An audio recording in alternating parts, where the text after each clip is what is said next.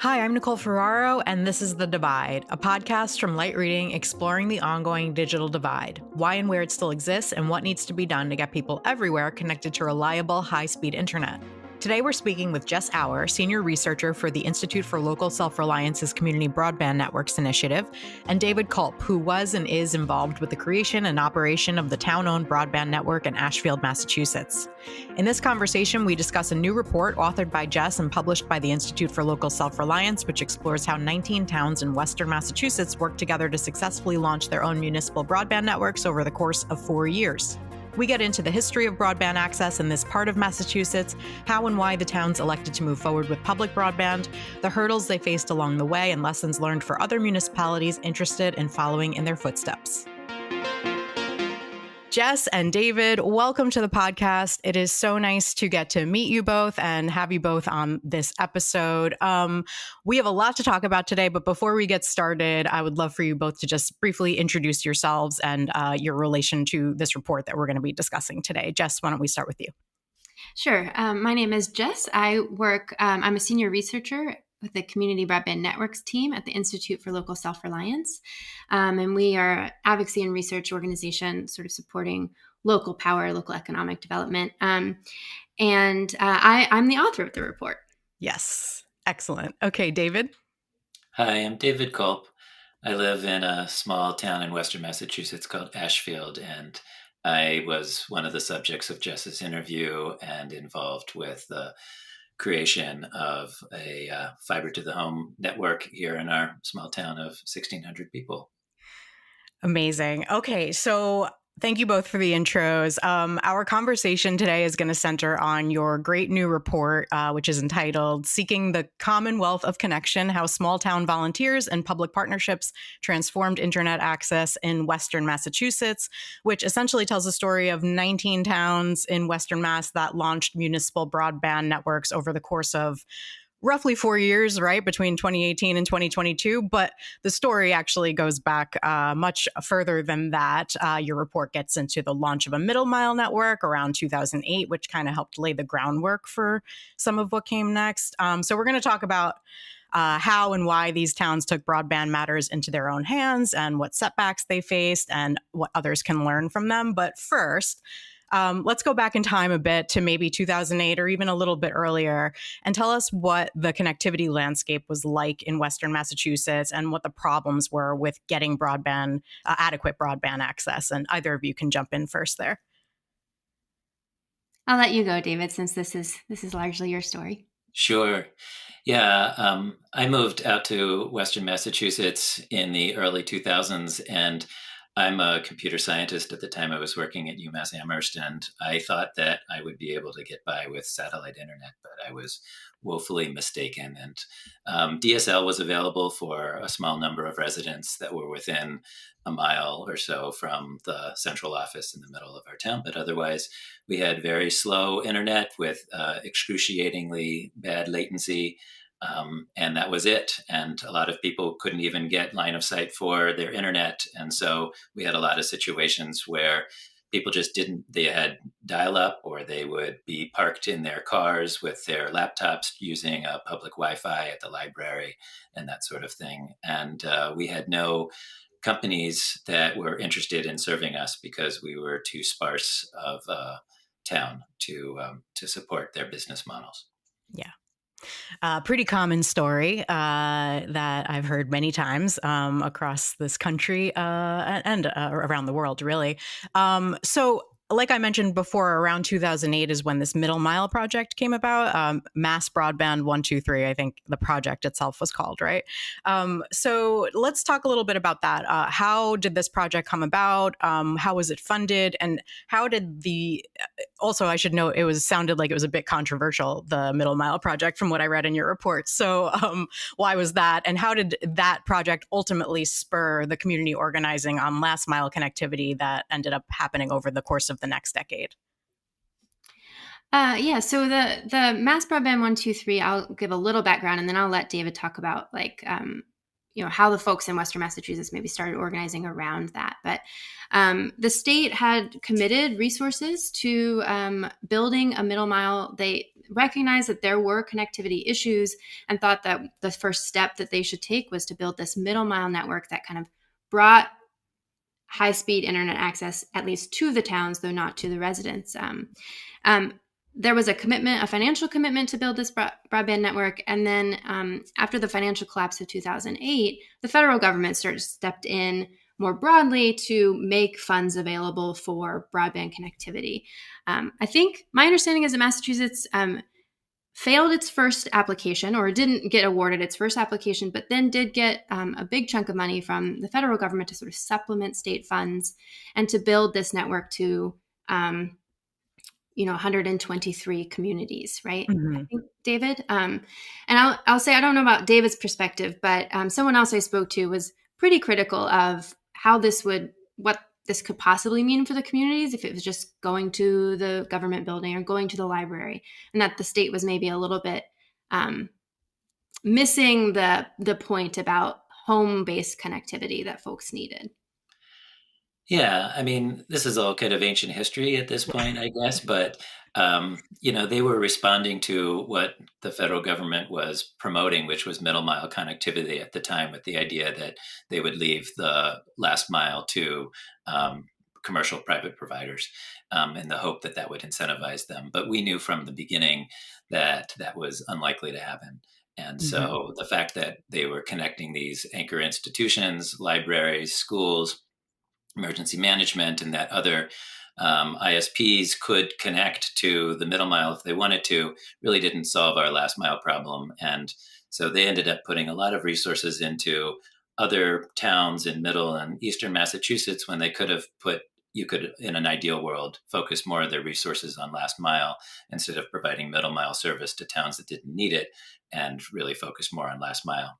But in the end, it still ended up to be had a positive impact, because, as Jess was saying, it really got us as citizens motivated, saying, here is this middle mile. We have this fiber to the middle of our towns. What can we do to get fiber to the rest of the homes? And that was a really kind of novel thought at the time, back in the late aughts, that you could actually have fiber to the home in rural communities. We felt really bold and ambitious at the time, around 2010, to say we can really do this. And so we got motivated to build that network. But it took many years. Yes, as your report covers in great detail. I highly recommend everyone listening to this read the report. It's really, really thorough. I read so many reports that are not that great, and this report was particularly great, so I just wanted to call that out. So at some point, as you say, there's a lot of now community interest, and the community is getting activated around their anger about the middle mile and their desire for something better for last mile. So at some point, the community starts to look for paths forward, and ideas born to work with the municipal light plants, right, or MLPs, to deliver connectivity. So for a bit of background, and feel free to correct anything I've gotten wrong here, but what role have MLPs historically played in Massachusetts, and what had to happen to actually create more of them and collaborate for the purpose of delivering community broadband? And in the process of answering that collection of questions, explain to us what the Wired West Cooperative organization is, which I believe is born out of this MLP effort, right? Yeah. So, I mean, so much of this David has such a firsthand experience with, but the municipal light plants are a sort of quasi-government sort of institution that communities can form, and they were largely around supplying communities with energy, with electricity. Sure. And David, you might know better. I think there might have been something like 40 in existence in Massachusetts, leading up to maybe a little bit fewer than that, leading up to, and they largely supplied electricity to their communities, or gas and electricity. A couple of them, I will say, I did a little digging. A couple of them had started doing a cable-based internet, maybe 10 years before this movement got started in Western North Carolina. And then there were maybe a couple of them that were doing fiber-based internet to businesses. So there had been some dipping of the toe in from MLPs and other places to start sort of stepping into the broadband space, but it really wasn't very widespread. And David can tell you about the kind of change they brought to that institution through their work. But that's the sort of background on MLPs. Okay, great. David, feel free. Yeah. So as Jess was just saying, these MLPs have been around for a long time, primarily providing energy, but there was legislation in the 70s that allowed them to provide telecommunication. And that really, we quickly discovered that would be our vehicle that the towns municipally could legally provide this internet service. And it had in the law this ability to create these cooperatives across towns. So that we could form a larger entity and own and operate, plant and provide service and so on. So in order to do that, though, we had to create these MLPs in all these towns and these, and we're talking dozens of towns. And so there was a tremendous grassroots campaign to get the votes to create these MLPs. I'll just sort of pause and give a little sideline comment about how Massachusetts is a little bit special because every place in Massachusetts is in a town or a city. There's no unincorporated places, county land or anything like that. And our tradition of town meeting goes back for a very long time. And so there's a lot of sort of home rule and local control that is different than I think in a lot of other parts of the country. And so that meant that we could, we have annual town meetings where our towns all get together, the couple thousand of us, and vote on everything down to whether we're going to buy uniforms for our highway garagemen. And so we also make these decisions like, what are we going to do about building roads or building a school? And we all vote democratically on all these things. And so then we could also vote according to the requirements. We had to have 2 separate votes to form an MLP. And so we did that. And we also voted to form these cooperatives. And that was an enormous amount of campaigning over several years to get that done. But ultimately, it was highly successful. And so it created this influential political organization in Western Massachusetts to influence far away the state government in Boston. Okay, go ahead, Jess. I wanted to just, one of the things I sort of point out, and we're skipping ahead a little bit to lessons learned, but, Sure. As David said, it just sounds like it's sort of moving the amount of work that went into passing all these votes and getting everybody to show up to town meeting and really committing to this thing. But it also seems like it served as folks were engaged. Folks knew what was happening. They understood. David and other folks like him were educating the community, and it was sort of constantly activating and reactivating the community on this issue. I think, might have helped overcome some of the kind of burdens or sort of barriers that you face eventually. Yeah, I think this is one of the things that's just so surprising to me is that you had this level of community engagement on this topic. And I imagine you had to go out and actively talk to the community, because if people didn't have broadband access, they weren't, scrolling online and finding this information, I assume, in their spare time. So is this like a canvassing effort? Like, how do you actually engage the community around something that's so, it's not even just we want to create a broadband network. It's we want to set up an MLP and have 2 separate votes in order to start the process of delivering broadband to homes. How do you get people to wrap their minds around that? And how do you energize enough activity to get the buy-in that you need from the community to work on this at this point in, 2011 or whatever? In the early 2010s. Yeah.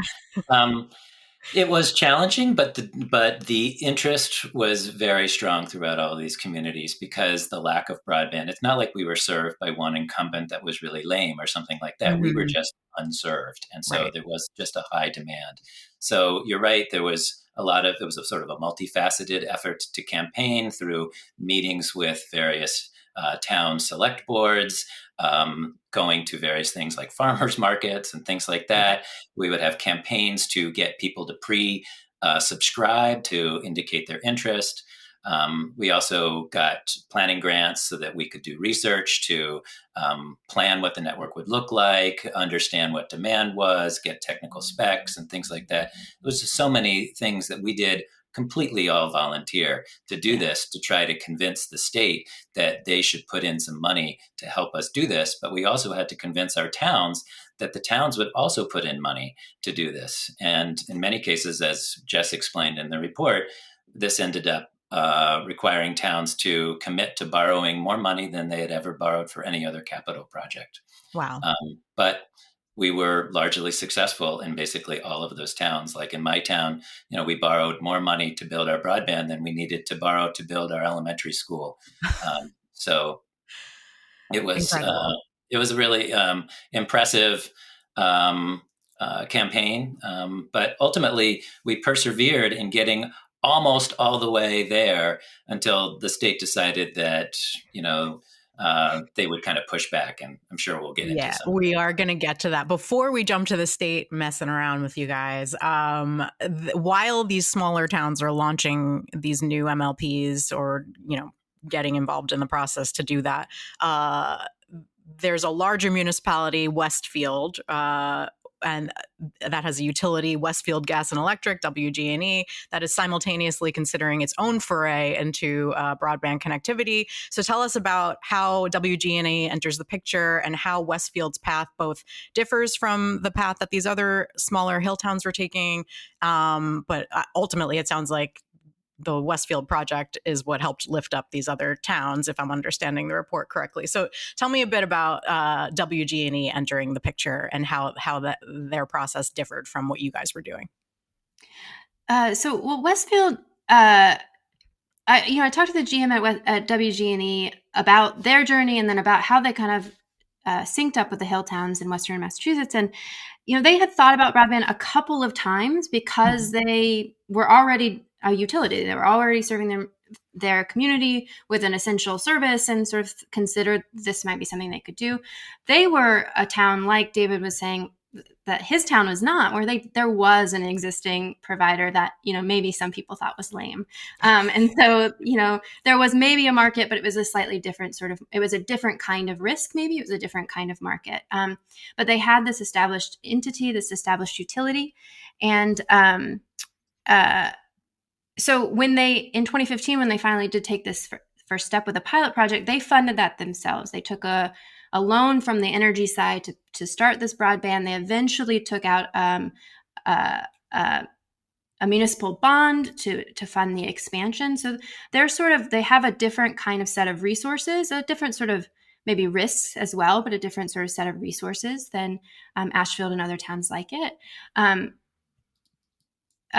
He told me that Otis in 2015, which is another one of these small towns, started reaching out to him, and that's how they got involved a little bit, sort of answering some questions, just being a kind of sounding board. I wonder, David, how Ashfield really synced up with WG&E specifically. Yeah, so we're skipping a lot of the friction that happened in the mid-teens, but I'll get back to it. Yeah. But because WG&E, as operating as Whip City Fiber, already had developed the experience of building and operating a fiber plant, they were an excellent partner that we could turn to. And the state, at some point in the late teens, decided that they didn't really trust this municipal light plant cooperative to actually do all of this work themselves, and that they really wanted individual towns. They only wanted to fund individual towns, not this larger cooperative. And they wanted us to work with a experienced entity, an owner's project manager for our projects that already had experience. And while that was frustrating on some levels, it ended up really being a good thing for many of our towns to be operating with Westfield. And so in the end, they were looking to expand their business because that would just bring their total costs down as they could take advantage of economies of scale by increasing the number of subscribers that they were serving. And so they could have a better business for their own town by expanding within in the larger region to serve other towns. And they're just really good people. And so they were looking to how to help us, and the state saw them as a great partner. And so one by one, the individual towns ended up creating agreements with Westfield to build their networks, and they ended up helping us with everything from make ready, procurement, and project management for the contractors that we hired. And ultimately, although that didn't start out that way, they became the network operator and the ISP. So in the end, we own the network, but we contract for all of those services to Westfield. Okay, got it. And sorry, I did make you skip ahead a little bit to the end, but let me back up in terms of the state. So like you said, the state wanted you guys to partner with an established entity of some sort.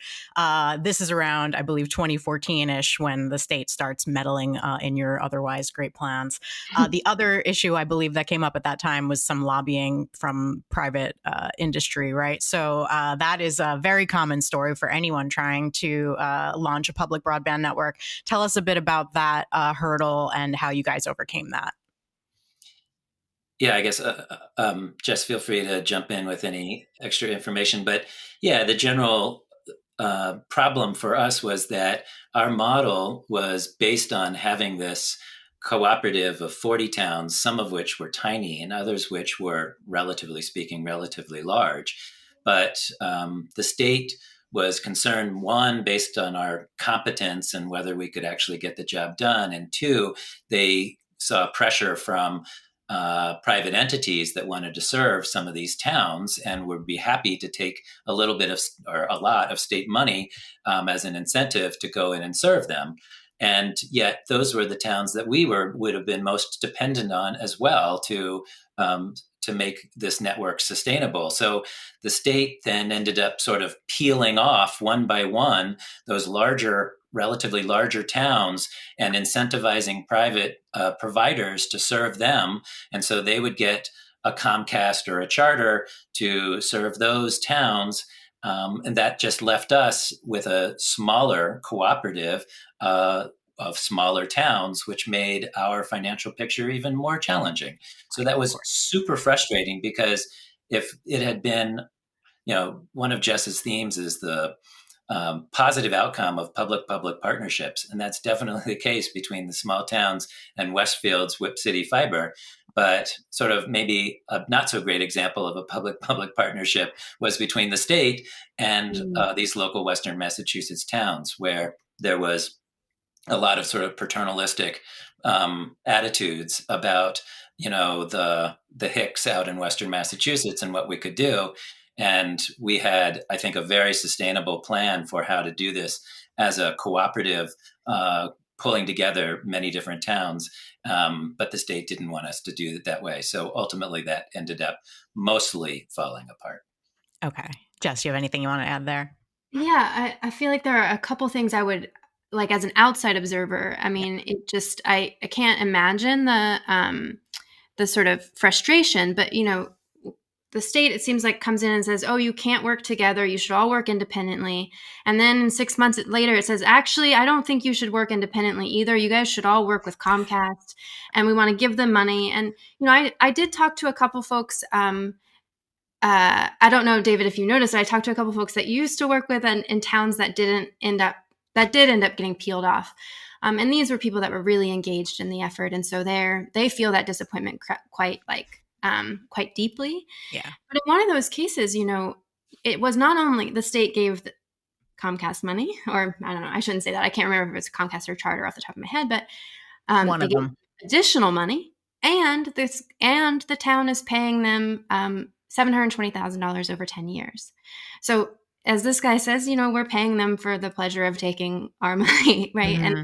And this was some of the stuff we can see in some public records from these other towns, is that this was quite a pressure campaign in some cases from from state officials. You don't need to build this fiber. You don't need to build a highway for 2 cars. You don't need, just this kind of really, as David says, sometimes a paternalistic attitude about we know what's right for you and this is what's right for you, without thinking about community power and community self-reliance and decision making and all those things that folks in Western Massachusetts were like, doing. Yeah.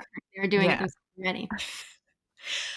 So it sounds from, and I read that part in your report too, where you got some input from people in the towns that did not get to participate in this broader effort, and they sound disappointed with what they have.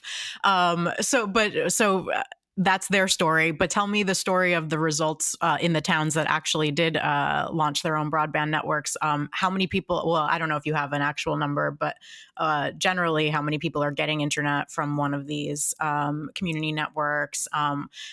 What's the financial state of these networks at this point, and how far has this project gone in closing the digital divide for Western Mass? I'll say in general that WG&E says overall that they have about 8,000 customers in that they serve through these public partnerships. 8,000 customers in the towns.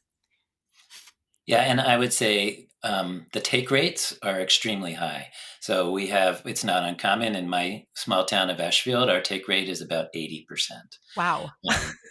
Yeah, and our cost we only provide a single tier of service, which is a gigabit service.